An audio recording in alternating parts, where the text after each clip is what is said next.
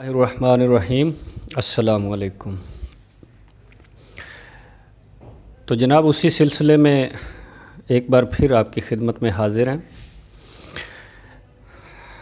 حسن نواز سے سوال ہے، آپ کہتے ہیں کہ سیاست میں کوئی دلچسپی نہیں، حسین صاحب کا بھی یہی خیال ہے، کیا آپ نہیں سمجھتے کہ یہ ایک اعلیٰ مقصد ہے اور اس کو آگے لے کے چلنا چاہیے؟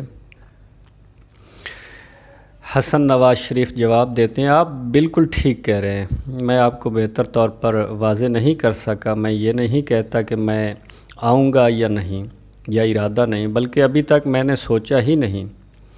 سوچا اس لیے نہیں ہے کیونکہ میں نے پہلے کبھی کہا کہ میاں نواز شریف ہیں، شہباز شریف صاحب ہیں، ان کا سیاسی کیریئر چل رہا ہے، ان کی جمہوریت کے لیے ایک جنگ چل رہی ہے، تو ابھی تک ماشاءاللہ وہ جوان ہیں، کر سکتے ہیں۔ یہ تو نہیں ہو سکتا کہ ہم ان کو بائی پاس کر کے آگے آ جائیں۔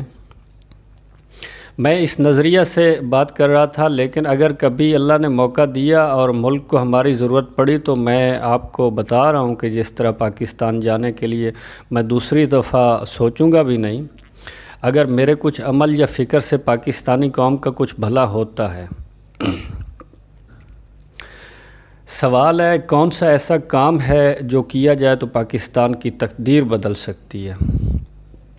حسن نواز شریف، میں سمجھتا ہوں اگر پاکستان میں جمہوریت کے نظام کے تحت انتخابات ہونے دیے جائیں تو جو فوج کی مداخلت ہے، مارشل لا لگاتے ہیں، تو میں سمجھتا ہوں کہ آہستہ آہستہ یہ فوجی ٹیک اوور ختم ہو جائے گا۔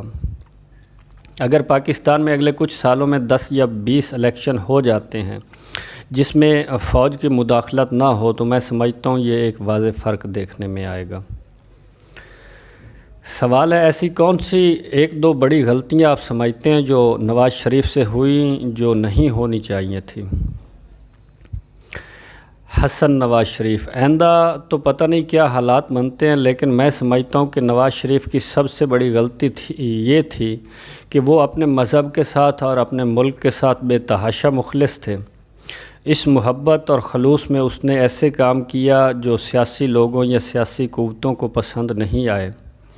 اگر اس نے سیاست کرنی ہوتی یا اقتدار میں آنا ہوتا تو شاید وہ یہ کام نہ کرتے، لیکن ان کا ضمیر یہ گوارا نہ کرتا، انہوں نے ایسے کام کیے ہیں، سیاسی قوتوں کو پسند نہ آئے۔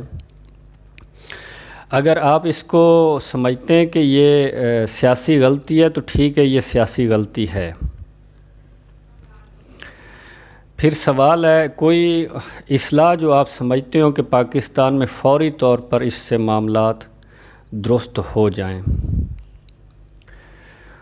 حسن نواز شریف جواب دیتے ہیں، اصلاح کی گنجائش تو ہر وقت رہتی ہے، اس میں گڈ گورننس کی بات کر لیں یا پالیسی سازی کی بات کر لیں۔ ظاہر ہے کہ پاکستان میں بھی لوگ کہتے ہیں کہ والد صاحب کے ساتھ لوگ اچھے نہیں تھے۔ میرا خیال ہے کہ جو لوگ کہتے ہیں بالکل ٹھیک کہتے ہیں کہ وہ وفادار نہیں تھے، وہ لوٹے بن کر آج دوسری پارٹیوں میں بیٹھے ہوئے ہیں۔ آپ کو ایک ایسی ٹیم چاہیے جو میرٹ پر آئے، جتنا میرٹ کریں گے کسی کے کہنے پر، کسی کو لے لینا، میرا خیال ہے کہ اس کی اب ضرورت نہیں ہے۔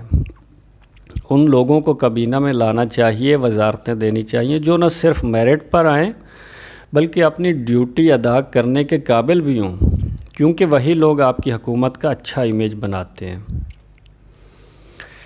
پھر سوال ہے، آپ اپنے والد کو بطور سیاستدان کیسے دیکھتے ہیں؟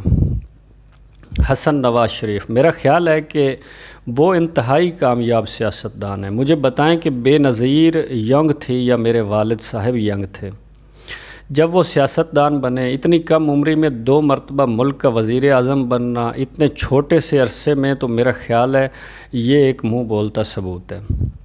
اس کے علاوہ 5-6 سال سے وہ ملک سے باہر بیٹھے ہیں، پاکستان میں ابھی بھی لوگ ان کو یاد کرتے ہیں۔ جو کام وہ پاکستان کے لیے کر کے گئے ہیں، موٹر وے ہے، گوادر پورٹ ہے، کوسٹل ہائی وے ہے، کراچی لاہور کے ڈرائی پورٹس ہیں، بے شمار چیزیں ہیں جو کہ دنیا کی بنیادی ضروریات تھیں، وہ ان کو مہیا کر کے گئے۔ تو ظاہری بات ہے کہ ایک کامیاب سیاستدان جو کہ اپنا ہولڈ بھی رکھ سکے، اس لحاظ سے آپ دیکھیں تو پاکستان کی تاریخ میں وہ انتہائی کامیاب سیاستدان ہے۔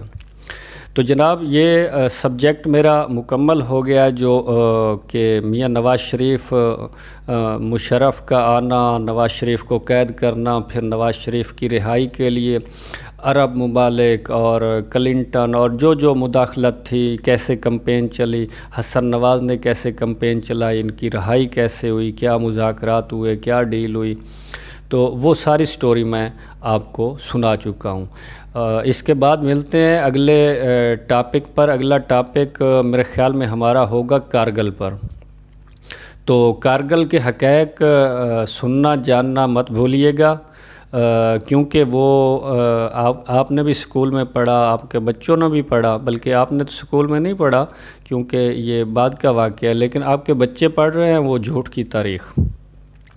تو وہ ضرور پڑھیے گا کہ کارگل میں آخر ہوا کیا تھا، اور اپنے بچوں کو بھی بتائیے گا تاکہ آپ کے بچے پھر ساری زندگی وہ کتابی جھوٹ پہ نہ گزار دیں۔ تو انشاءاللہ اگلا ٹاپک میرا کارگل ہے، تو ملتے ہیں اگلے ٹاپک پر۔ اسی کے ساتھ اجازت دیجیے، اللہ حافظ۔